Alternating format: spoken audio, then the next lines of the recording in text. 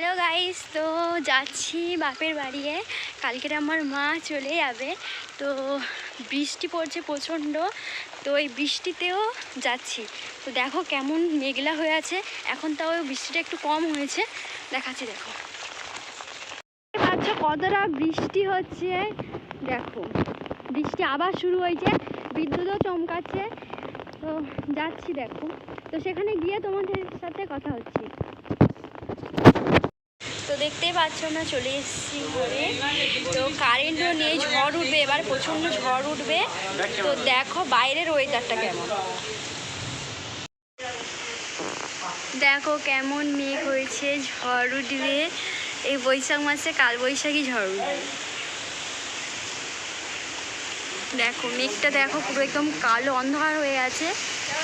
এখন কিন্তু বাজে 4:30 বাজে। তো হ্যালো গাইস, আজকের সন্ধ্যাবেলায় কি রান্না হবে তার রেসিপিটা ঝটপট দেখে নাও। আজকের সন্ধ্যাবেলার রেসিপি পরোটা ছোলার ডাল। তো তোমাদেরকে দেখাচ্ছি, সঙ্গে থাকো। তো দেখো ছোলার ডাল আমাদের রেডি হয়ে গেছে।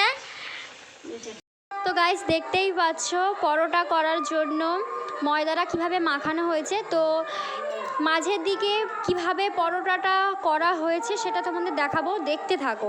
মাঝের দিকে পুরোটাই করা আছে, কিভাবে তৈরি হয়েছে সেটা তোমাদের দেখাবো, তার আগে দেখতে থাকো। তো দেখতেই পাচ্ছ পরোটাগুলোকে পুরো বেলা কমপ্লিট হয়ে গেছে। তো এবারে তেলে দিতে হবে, তো সঙ্গে থাকো।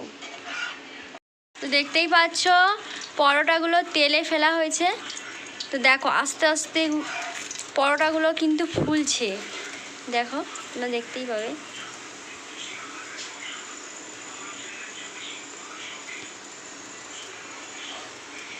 দেখো আস্তে আস্তে কেমন ফুলছে, দেখো।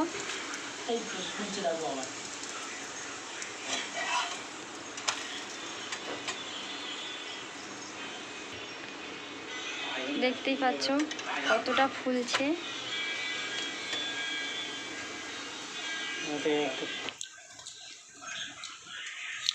দেখতে পাচ্ছ, তো কমপ্লিট হয়ে গেছে ভাজা। এবারে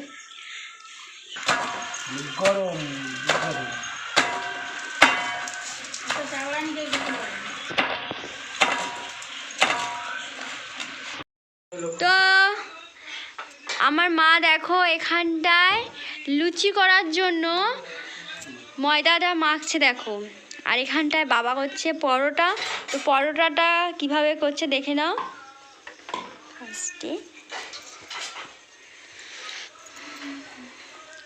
দেখে নাও পরোটাটা কিভাবে তৈরি করছে। দেখো মোড়াটা কিভাবে হলো, দেখতে পেলে তো।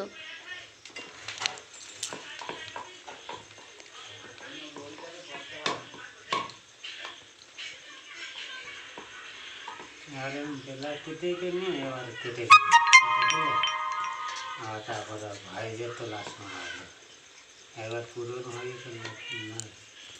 এবার বেলাটা থেকে কেটে দেখতে হয়। আমার মা চলে যাওয়ার আগের দিন দেখো কত আমরা মজা করেছিলাম। লুচি করছিল আমাদের জন্য, খুব মজা করেছিলাম। এই রাত্রে কখনো ভুলবো না। আবার সেই আগের বছর দেখা হবে মায়ের সাথে। সব থেকে আমার ফেভারিট এই পাঁপড়। দেখো পাঁপড়টা আমি এমনভাবে কাটছিলাম যেন মানে একটা শাকচুন্নি পুরো জলজ্যান্ত একটা মাছ ধরে খাচ্ছে, এমনভাবে খাচ্ছি আমি। সত্যি আমার পাঁপড় দিলে আমার আর কিছু চাই না, আমার এত ফেভারিট লাগে এই পাঁপড় খেতে। পাঁপড় খাওয়ার মজাটাই জাস্ট আলাদা। এই পাচ্ছ লুচি ছোলার ডাল খাবো এখন আমরা। কালকে আমার মা চলে যাবে, তো কালকে দেখা হচ্ছে তোমাদের সাথে, সঙ্গে থেকে।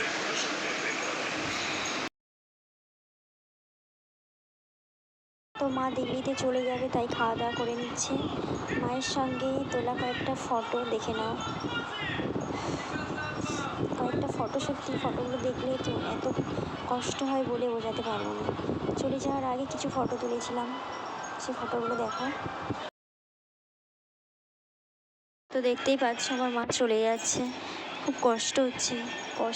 এত কষ্ট হচ্ছে বলে বোঝাতে পারবো না।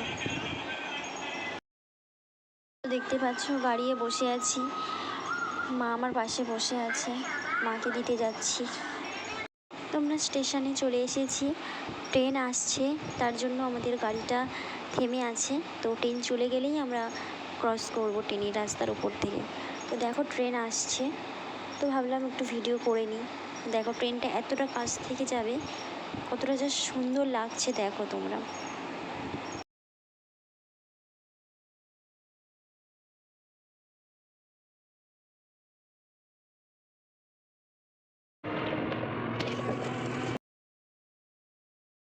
তো আমরা দেখতেই পাচ্ছ স্টেশনে এসে দাঁড়িয়ে আছি, ট্রেন আসার অপেক্ষা করছিলাম, 1:05 ট্রেন, তো এক্ষুনি চলে আসবে।